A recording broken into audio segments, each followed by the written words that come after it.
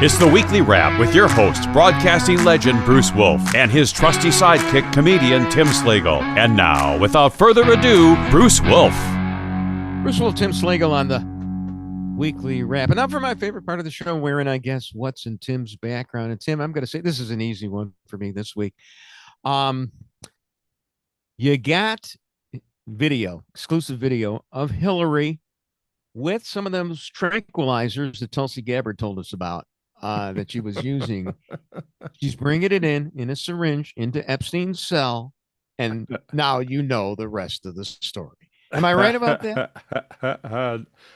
No, but it does appear that my background this week might be related to a suicide. So. Oh, the Late Show from the Ed Sullivan Theater in the background there. Colbert. That was such good news. Yeah, and even Hulk Hogan's death, the day we're recording this, it happened. Even that won't supersede the joy of seeing Colbert. Actually, Northwestern grad. Yeah. Actually, there would have been more joy if he would have been met at the door by a security guard with an empty Xerox box, the way Tucker Carlson was. I did not know that that's how Tucker Carlson exited. Have you ever been ushered out of a building, dismissed? I mean, obviously you've been booed off stage many times, including probably last week in Minnesota, but that's another story. Have you ever had that? I've never had the Xerox box. I've been ushered out of the building. It happened at Channel 32. We all know that story now. Oh yeah. And they met you with a Xerox box? First of all, they gave me my stuff later. They wouldn't even let me take my stuff home. I mean, I was allowed, my 4 or 5 old copies of Playgirl that I had in there. But no, but then Channel 5, well, they never really quite got rid of me at Channel 5. I kept coming back all the time to do fill-in work and everything like that. So I even had a key card for even after I was fired. So they were really nice about that. When's the last time you tried the key card? I haven't tried. You know what? The last time I got close to Channel 5, I wanted to come see if I could just walk in there, and there was like a moat around the place. So all people were doing was leaving, not entering. If you know anything about the business right now, which brings us to Colbert, but we want to talk about how they're trying to make that look like, oh, it's a political firing, and the timing, isn't that good. But the guy was losing the network $40 million a year, which is not even chump change to CBS. So he could have taken a $10 million a year pay cut. Oh, sure. Still bringing home $15 million a year, and it would cut their expenses by 25%, their losses by 25%. You don't see people. No, I always love, especially liberals. Are always about. They're just one step away from becoming the mayoral candidate to New York, except for them. But that's the great thing, the great liberal conceit. Not in my backyard. And for some reason, they think that CBS should give them each $25 every single year, which is essentially what a $40 million loss over the fans would be. It's like a $25 check to every single one of them every year. Right. All right, but we'll get to that in a moment. But our top story, it's funny because Chris makes the rundown here, and I just had a random rundown where Ozzy Osbourne was the first thing that we were having, but I know what's important to Chris, and I get it. Can we finally get Obama? That's the lead. And look, I'm all in favor of it. But you remember, and Tulsi Gabbard, I understand, had a pretty good press conference, considering she was basically persona non grata after Iran. She apparently, acquitted herself quite well the other day regarding all this new evidence, which really doesn't seem new, except I believe it's in a declassified appendix. Speaking of my appendix, I had mine out February the 14th, 1964. How about you? Tim, you still have your appendix? Still got mine. I bet you Hillary wishes hers was removed. Yeah, yeah. So, so in that appendix, right, to some congressional closed door hearing or whatever, Russia had all this stuff about Hillary, her psycho-emotional problems. And she was also overly cheerful, apparently. Well, I guess that's, the sign of a manic depressive. And she was taking these heavy tranquilizers. Which sort of explains what happened to her on September 11th of I'll tell you, 2016, where she turned into a zombie and they had to throw her into the back of a van. And now you know the rest of the story, because that's the real scandal, is that, and especially in view of the prism that we're now looking at all presidential candidates. You notice how Trump, every time you see a swollen ankle on him, oh, he's 25th Amendment, but Joe Biden managed to get away with 4 years. As a matter of fact, Hunter is still saying, hey, he wasn't on crack like I was. He was only on something else. But yeah, but now that you look back at Hillary, back in 2016, the Democrats were ignoring those swollen ankles. Well, of course. I believe the word cankles was actually created to describe Hillary. Coined. Yeah. Yeah, but right, she collapsed. And she didn't just collapse, she had a seizure before she collapsed, if you remember.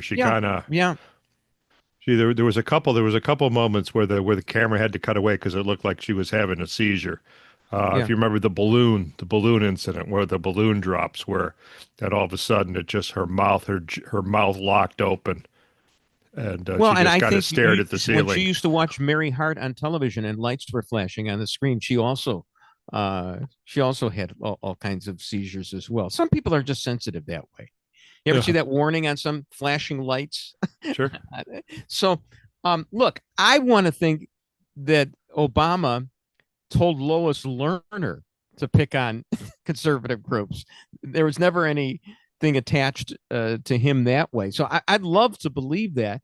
But, the Supreme Court just came up with a ruling that favored Trump, that there's a thing called presidential immunity. And, I understand that lawfare is good when it's on our side, but it only applies it only applies to official acts. They specifically separated from official acts from criminal activity. Well, and what Obama did wasn't official acts. Are you telling me there's a case here?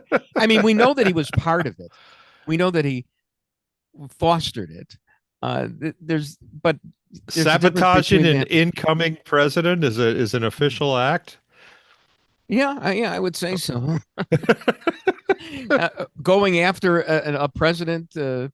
I think the statute of limitations may have run on that. I'm not sure, but actually, what I read is that they're going to move it to Florida, where they're going to get a better jury, and B, because it crossed state lines, they're going to go for it as a RICO. Well, sure, and they're going to have that, and probably hire that Georgia prosecutor, who what's her name, Fonnie Willis? I can't remember. She got into all kinds of trouble. She tried to RICO Trump. That didn't work. You couldn't RICO Diddy, but let's go for RICOing Obama. I get it. All right, quickly here, Hunter Biden. I mean, I love when they eat their own on this. And I mean, you had a bunch of Barack Obama guys on this Pod Save America podcast giving it to Hunter, and then Hunter giving it back to them. And of course, Hunter was ripping people for dining out on their relationship with people. And I mean, are people just like blind as to their own foibles? I mean, he's Hunter Biden, for crying out loud. And he's worried about somebody using clout. It was amazing what this guy did. But I did like the way a lot of people were crediting him. He's a real expert on crack versus cocaine. And I mean, he does know his field. Well, he is accurate that's what crack is. It's just cocaine with the impurities removed. Everybody knows that. Yeah. I thought everyone knew that. Yeah. but but I just Maybe, maybe it not. it's just fascinating. I mean, the chutzpah. I mean, it always comes back to the kid who murdered his parents, asking for the mercy of the court because he's an orphan now. I mean, it always I'm winds up. sorry, that doesn't work, Mr. Menendez. Oh, poor Menendez. Yeah. Oh, poor. Speaking of guys in the news right now. So let's wrap up. My favorite on the Biden is Yeah. is that he said that no, the reason why he was so bad in the debate was because he had a bunch of flights and they had given him Ambien, and it Yeah. had not. Which, if I remember, wasn't he secluded for 2 weeks before the debate? Yeah, I think so. Yeah, I he was don't think there were prepping. there. The only flight was from Camp David to wherever the debate was. I can't Or see it. it was a flight of fancy that he was actually running the joint. When I mean, I just love the whole thing. All right, real quickly. I mean, the latest on Epstein. It's not going away, but it seems like there's a stalemate here. I mean, Trump. It's kind of interesting to me because you see that it almost seems like the original Russia hoax was a diversion from Hillary's emails. And now this Russia thing against Obama is a diversion from Epstein. it's it's all diversion. But what do you think about Epstein? Well, I think it's the other way going around. anywhere? I think it's the other way Okay. around. I think the Epstein. I mean, Epstein is it's old news. They're saying now, oh, Trump's name was in the files. Well, we kind of knew that, didn't we? Yeah. We kind Yeah. of He was an All right. associate. He flew If Tim together. says there's nothing there, I mean, Tim is the first guy to find the conspiracy. So there's let it be written, let it be done. Bruce Wolf, Tim Slagle on the weekly wrap.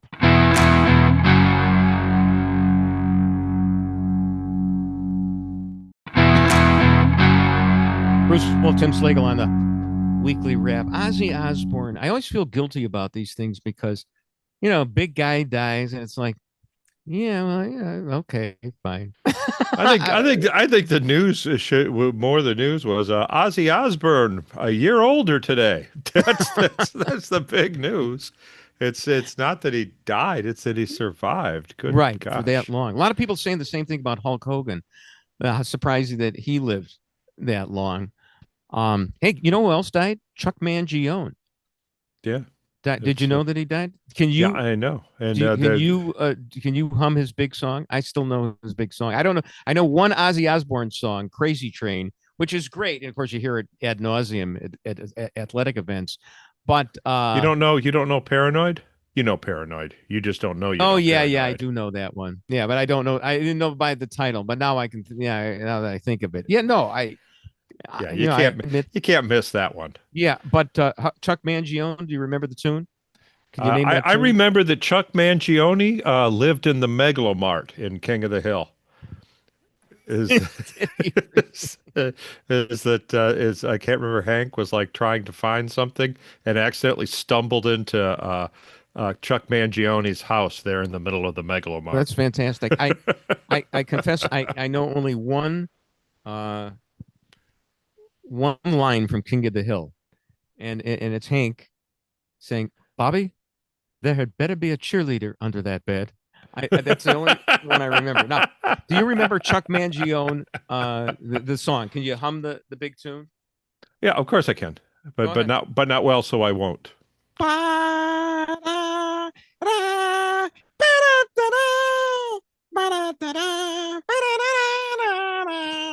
Remember that? Yeah. Yeah, I think that was the theme song for every small market morning show in America. Anyway, so goodbye, Chuck Mangione, Hulk Hogan.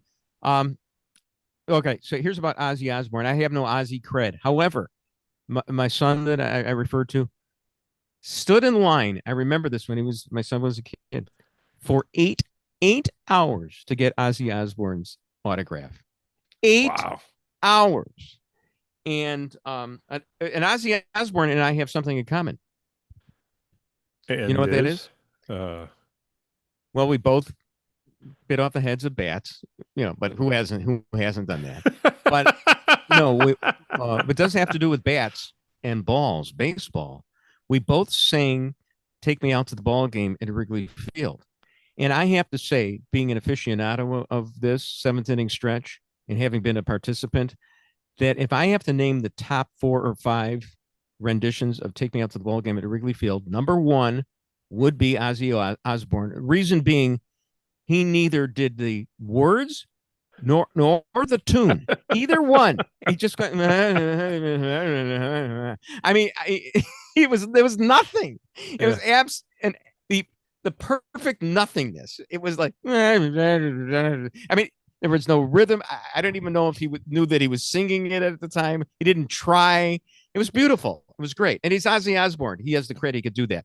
Number 2.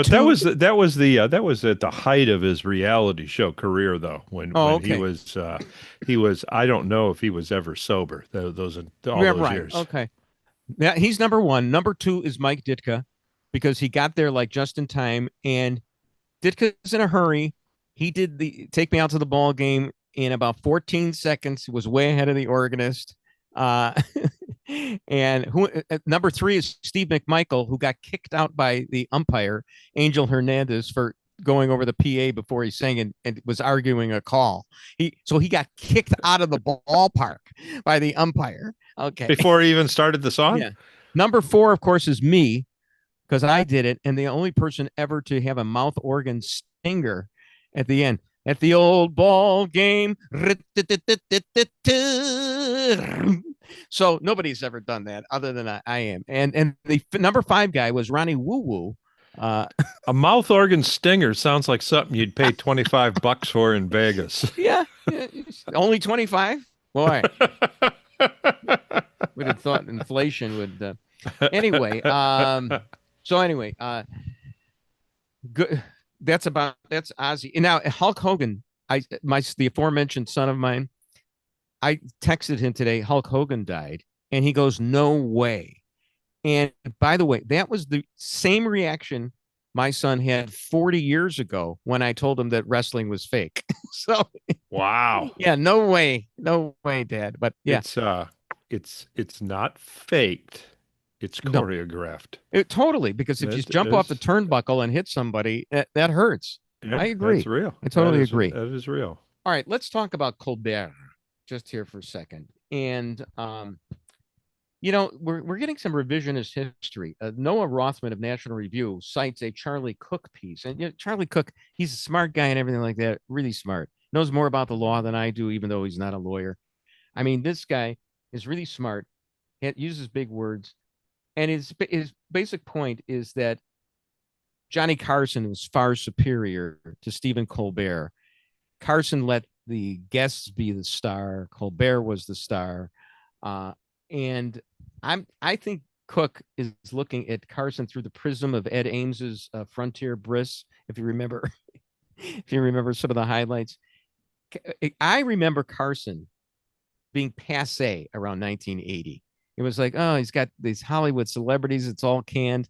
But, with time, you look back fondly on him. And no question, he was a great talent. But it's kind of revisionist Letterman superseded him. You tell me. I mean, you're an expert at all this stuff. Yeah, it's well in the 80s. I still remember that that the Carson was playing name that song or can you play or stump the band. Stump the band. Right. And somebody stood up and said, okay, what I know the name of the song. Do you? I'm gonna guess. There was one. My Little Box or something like that. Do you remember? Blister in the Sun.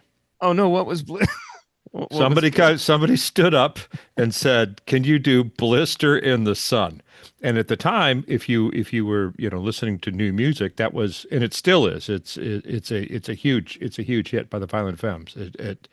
And Doc and Johnny just laughed it off. Had no idea. Okay, had no idea what it was, and it was at that point I said, "Yeah, it's time to go." It's because I know Paul Schaefer knows that song. I know Paul Schaefer knew that song at that point. They didn't know that. Now, there was one time when a woman got up, nice, Midwestern woman, and it says, her song was, I wish I had a little black box to put my husband in. And And then, hi-oh! Yeah. Sure, move the How cat. big was it?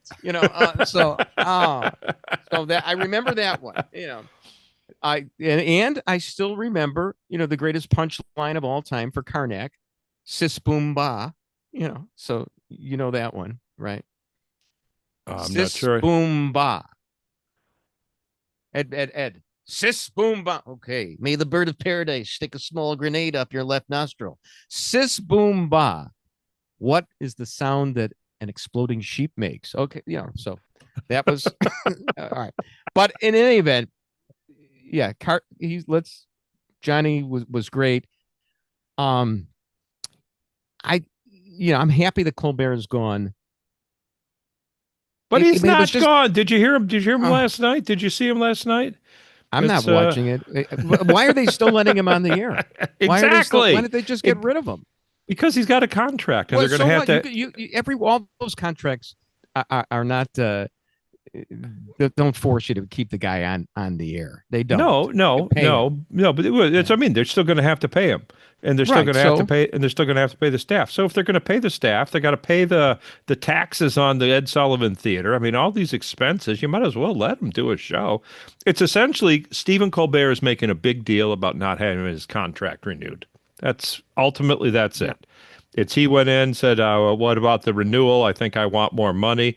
And CBS says, yeah, we've been meaning to talk to you about that. We're not going to renew it. He goes straight on the air. I've been canceled. And that's what happens when you make fun of the president of the United States. Well, there's a problem with this timeline, though. Apparently, his producer, and didn't have the guts, whatever, to tell him, had been told that the show was being canceled. And this was before Colbert went on the air and decided to...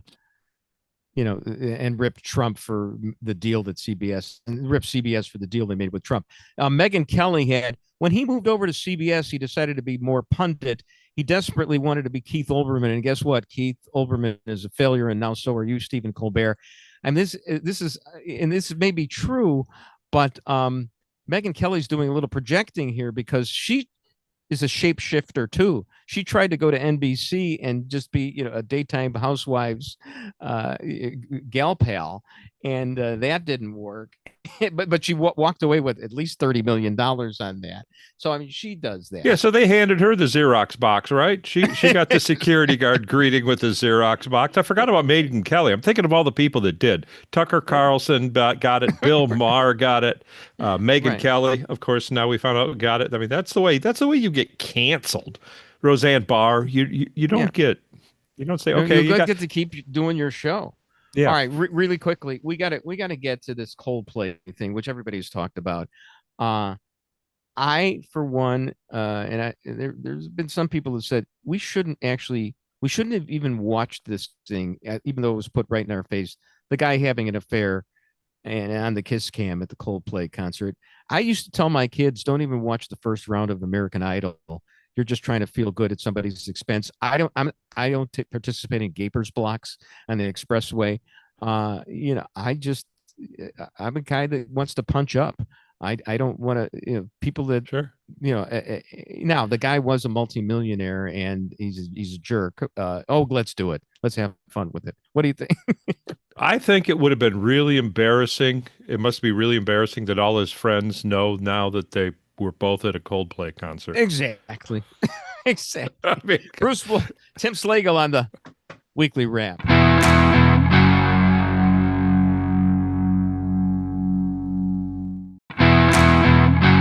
Bruce Wolf, Tim Slagle on the Weekly Wrap. And, I always say at the beginning that was my favorite part of the show, but this is really my favorite part of the show, wherein I get to rip young and rich broadcasters whom I'm envious of. So let's start with Charlie Kirk. It really bugs me because I kind of knew in the background, but I didn't know for sure. Well, Charlie Kirk had a tweet. We need more electricians and less sociology majors. That's fewer sociology majors, Charlie Kirk, who attended Harper College. He attended Harper. He didn't even graduate from Harvard College. Needs more English majors, huh? He attended. Is it graduate from or just graduate? Anyway, Charlie Kirk. Plus, I mean, I do like the fact that Trump kind of can muzzle him. If you recall, during the election season, Charlie Kirk was trying to rip on Martin Luther King, and Trump's basically said, I'm trying to get a little bit more of the black vote. So cut out the philanderer stuff and the plagiarism stuff. Yeah. Later.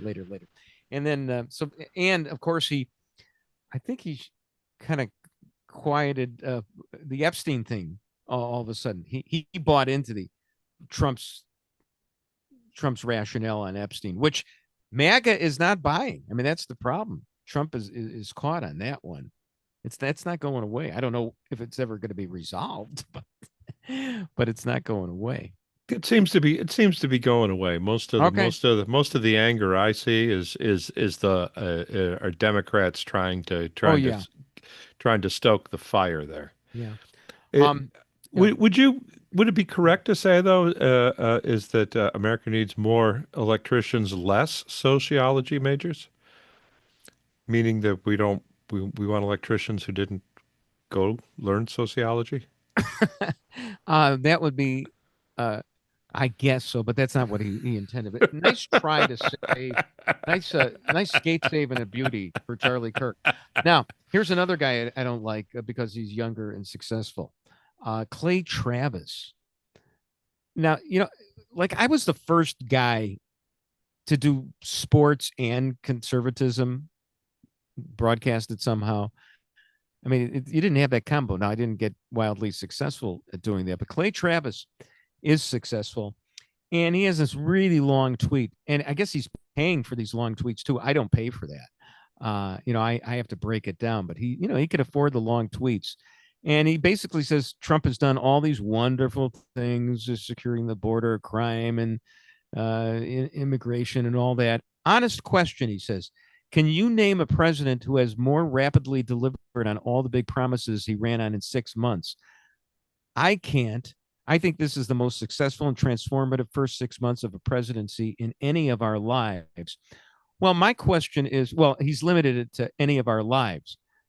But, his first question was, can you name a president who's been more rapidly delivering on all the big promises he ran on in 6 months? He can't. My question to Clay Travis is, can you even name all the presidents, you punk? As you know, Tim, I know. My parlor trick is that right. I can name all the presidents in order and can even point out how Benjamin Harrison is like Joe Biden in that he's a tweener between two terms of a president, the good old number 22 and number 24 President Grover Cleveland, Benjamin Harrison. I know that young Bruce put himself to sleep every night by counting presidents, not sheep. And I was just counting them. That's how I put myself to sleep. I wasn't, that's all I was doing. Yeah. So, anyway. You know that Al Franken can draw a map of the United States just from memory. You give him a pen and a cocktail napkin, and he can draw a map of the United States. Well, get all the states in there. That's what it comes down to. That's his parlor trick. You know what I can do when I bite into a Kraft American cheese slice? You hold it up sideways. Looks like Illinois. Yeah. So I can do that, Al Franken. So I'm from Michigan, so I can do a map of Michigan. Yeah, how do you do that? Yeah, right. That's it. That's it. Nice. And then a friend of mine, a comic friend of mine, used to do a lot of states. Like he would do. This is always my favorite, the Hawaiian Islands. It's good though. But of course, the punchline was always Florida. Hey, speaking of guys, here's Dan Proft, who I got into a fight with. This just was tweeted. Okay. He reposted a post of mine. Okay. All right. Wow. And I guess the feud is over. Because remember, I had a feud with him. I can't remember what it was about. I think I said that he was full of it. You wanted him to look at something about Tucker Carlson. Oh yeah, I always want you're mad that he doesn't go after Tucker. Yeah, Carlson. right. I forgot what I'm mad about. Anyway, he so said, Amy Jacobson, he said for those who weren't listening, and then he said back, I'm old enough to remember when you were clever. right, which is not the best right post, I don't think. But all right, but it was okay. At least he didn't ignore me. All right, Amy Jacobson, the late Amy Jacobson, was tweeting a picture of her and oh, look at this. Oh. And a picture of her and Hulk Hogan.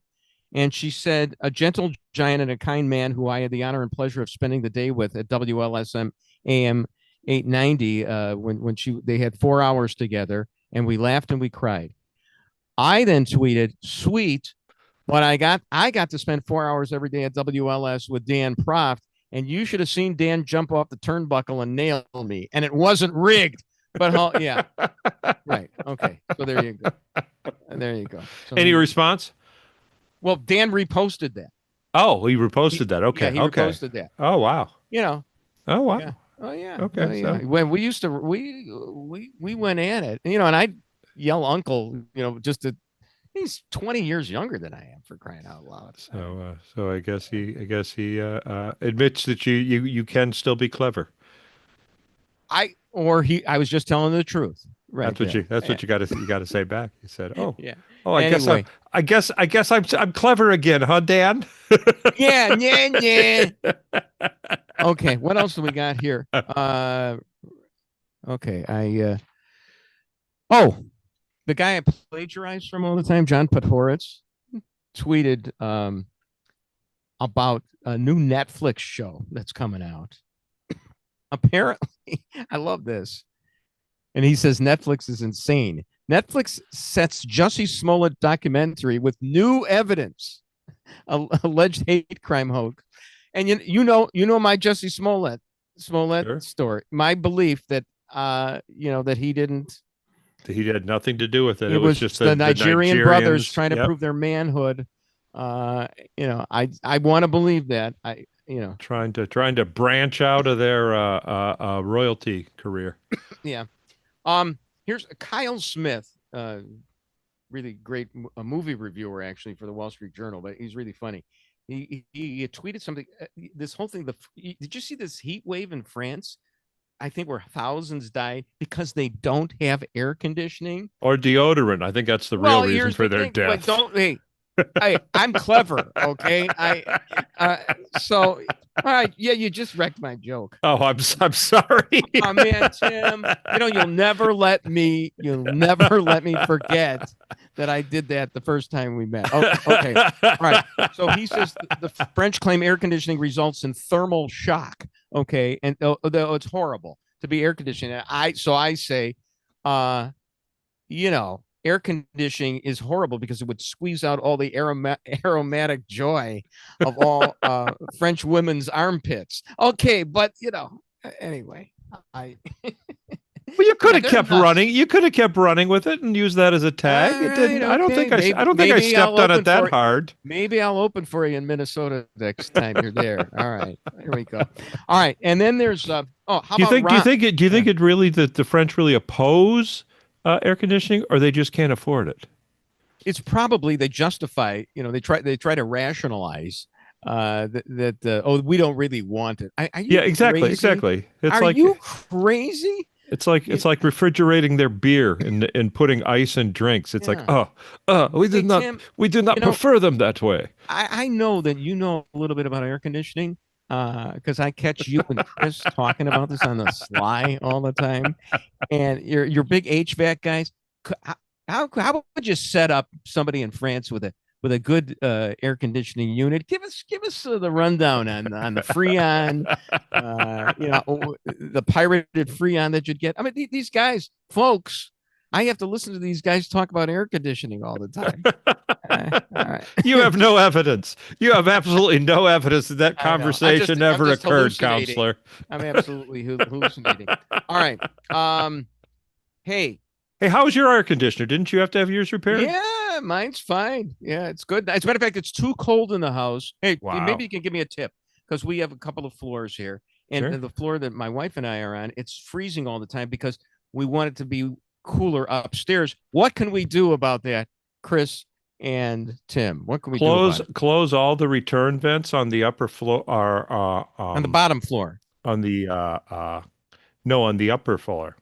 Close the return vents. All right. Right. Okay. And sure. then All right. close Got the out vents on the bottom floor and open all the return vents. Out and return. All right. Okay. Right. And Check. then then rather than put your fan on auto, put it on, either turn it on constantly or put it on at least cycle. So that what that does is when the air conditioner is not refrigerating, it will still, the fan will still pull that cold air from the bottom and put it upstairs. Yeah. You know, I have never ended a broadcast in such a fine fashion. Colbert should only end this way with. I think I just indicted myself on the HVAC really did. talk. This is only the C block too, Bruce. Oh, that's right. Well, that's my typical thing. I can't remember what block we're in. And can you blame me? Because I've got heat stroke from what's been going on. Bruce Wolf, Tim Slagle on the Weekly Rep.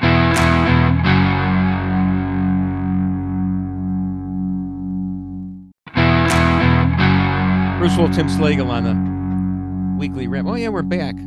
So Rahm, you know, and I know that he's been running for president. We've been following this. He was on Bill Maher, of course, and he at one point he was talking about when he was a kid, he would have gone into the girls' bathroom too if he could have just faked it that he was a girl. And you know, now of course he tries to fake it that he's a man. But anyway, he was on with Megyn Kelly, of course, and apparently he said, and I quote, she said, "Can a man become a woman?" And he said, "No." And she said, "That's so easy. Why don't more people in your party just say that?" And he said, "Because I'm now going to go into a witness protection plan." And I was thinking, wasn't his being exiled for a few years to Japan a de facto witness protection plan after the Laquan McDonald fiasco? Come on, Rom. And I have noticed that he stopped dyeing his hair. Oh, really? Yeah, he's kind of going for the Mike Pence Stakeman look. Sure. I get that. I'm sure that's planned. I'm sure, you know, that's part of the optics. It's actually, I don't know why I just thought of this. The pimp in Game of Thrones was named Littlefinger. And, well, I think John Cass, if I'm not mistaken, no, Dan Proft said that Rahm was Tiny Dancer. Okay, but I know John Cass may have compared him to Littlefinger. Okay. I'm not sure about that. I know it was a John Cash that called the former mayor Daley Shortshanks, right? I know he called Blagojevich Governor Dead Meat. I know that. And anyway, oh, by the way, John Cass is somebody who doesn't like me either. Go figure. Is that another bonus story that we could save for the I'm not next really holiday? Sure. It's kind of complicated, whatever. But John, I'll tell you, he really was the heir to Royko, and it was tough, especially in the environment. Sure. The stars lined up for Royko that way. It wasn't that easy for John. So, and he really could do it. But now I think he's just like imitating the writers in the Federalist, and he doesn't have a raison d'être. I don't think, but whatever. Here's an interesting, it's not too late to talk about Gay Pride Month, right? I mean, why should it end in June? Yeah. But there was an interesting article. Why is it only a month? I mean, sure, it started with a day and then went to a week and then a month. Yeah, no. Why not do a whole trimester? And you would think that in the trimester they would actually have time to celebrate the Supreme Court decision, the Obergefell, which gave its blessing to same-sex marriage, because they didn't do it during Pride Month. Did you know that? They did not celebrate gay marriage in Pride Month. And there was an essay done by a gay guy in the Dispatch, which is a neocon publication, but the gay guy writing for the Dispatch. And he was basically outlining how during Pride Month, they purposely suppress any celebration of Obergefell. And the reason is why? What do you think the reason is for that? Because it only applies to 2 of the 12 letters. I'm telling you that That's my right. guess. That well, it's because It's exclusionary. there's about 10% of the gay men want to get married, which is about the same that it was before Overage fell. All this, Yeah, but it's 100% of the lesbian community. So, but the gay there was no, they did not celebrate it. They had all they got into the QTs and the pluses and everything like that, but they didn't celebrate it. And remember, the reason that gay marriage became the law of the land was because the polls were going in the direction of supporting it. All right. And and the reason why I think is because of Modern Family. Okay, we're did done. Did I step on you again? Well, I'm sorry. Look, these are my notes, buddy. Okay, you think I had lived this crap? Okay, I mean, it's unfreaking believable. Go ahead, do my act, buddy. Well, okay. Just go ahead, do my act about Modern Family. I mean, I have it written right here. After winning the fight for marriage, gays did not embrace it. Okay, yeah. Now that I think of it, Modern Family gave way to the 4 seasons, which, with the Tina Fey remake of it, in which the gay couple dabbles as a throuple. This article's author, who is gay, is upset over the development and says his fellow LGBT ears, deep down, I believe we still want what every human being wants, to fall in love, raise children, and grow up, but we need help. Yeah, you know what? To me, it's almost like in the next breath, he's going to be arguing for conversion therapy, because it was Modern Family. And when you see, and I see the reruns sometimes, and it's still so damn funny. And when you see Cam and the other guy, they're just like us. They're your next door neighbors. They're part of the family. And they're not screwing around, going to bathhouses, and when they're having multiple partners. Not at all. A friend of mine, a gay friend of mine, referred to them as Gamus and Andy. All right, can we end the show now? Oh, we still got 5 minutes, damn it. More air conditioning talk. Okay. You know what I just found out? I think this is fascinating, that there are now 72 recognized genders, which is the exact amount of virgins you get if you kill yourself in a terrorist. That can't be a coincidence, can it? Well, I guess you get one of each, right? It's like Baskin 31 flavors. Well, it makes a lot of sense, because I'll never understand why gays are embracing the terrorists. They are. Apparently, is it some kind of asphyxiation thing that I don't know, because we're gonna hang you or throw you off a building. Oh yeah, well, hanging off the building. Hello. All right. Okay. Anyway, yeah, right. Modern Family. I mean, sure. They were just like you and me, and that's why the public liked it, and that's why the High Sparrow. You think John Cass is the only one who can make references to Game of Thrones? The High Sparrow, Anthony Kennedy, in his infinite wisdom, he looked at the polls and he said, yeah, nobody's going to protest this. And how many? I think Alabama, for about 1 second, farted out a protest and did some clerk didn't issue a license for like 1 day. And that was the big protest against gay marriage. Once it became the law, and then they don't even want it. It's 10% that want it.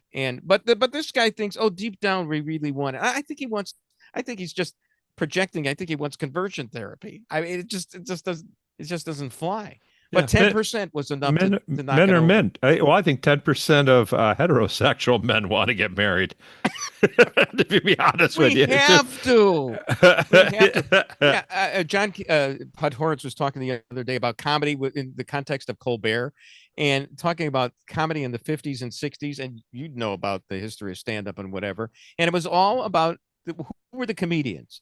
It was Alan King, and it was Shecky Green, and whatever. Buddy all these Hackett, guys, and all complaining about their wives. Yep. Okay, it was about husbands and wives. And you know who's actually pretty Do you like Nate Bargatze? I don't know how to pronounce his name. Nate Bargatze. Are you familiar with him at all? I'm familiar with him. He's I mean, my wife and I rarely watch comedy. He's doing pretty good. Oh my good.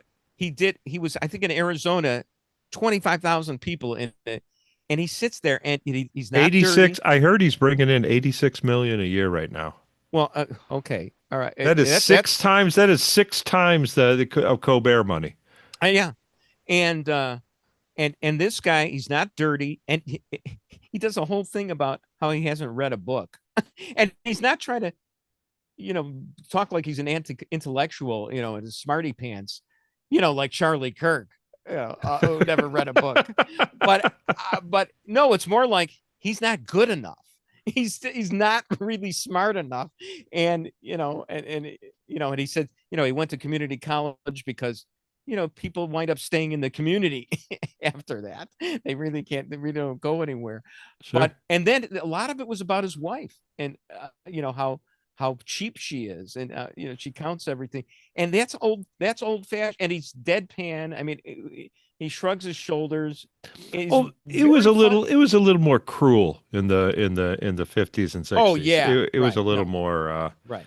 It's jokes like, take me somewhere I've never been. So I sent her to the kitchen. Yeah, hi-yo. That kind of stuff. I don't get any respect. Yeah. Yeah, but that's what it was like. All right. Okay. And here's a final note right here. A summer associate at a Manhattan-based law firm was recently fired for biting off more than she could chew. Literally, she allegedly bit several of the firm's employees, including, most questionably, an HR rep. And this was before Ozzy Osbourne died, so it wasn't a tribute or anything like that. But have you ever you calling that HR rep a bat? Have you ever bitten anybody? I bit somebody when I was a kid. Yeah.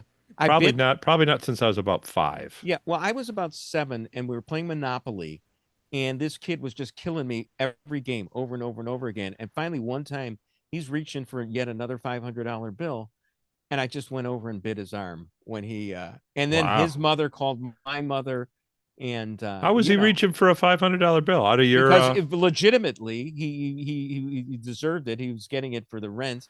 Okay. So he didn't wait for you to hand it to him. He took it out of your. He did it, and I think I got thrown in jail, and I didn't even have to get out of jail free card at that point. So I did it, But I guess I grew out of it. Now I've got the biting humor that apparently is not that original because Tim Slagle actually is lifting my lines before I can read them.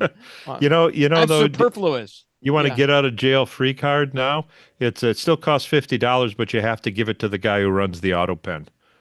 Yeah, there you go. There you go. Bruce Wolf, Tim Slagle on the Weekly Wrap.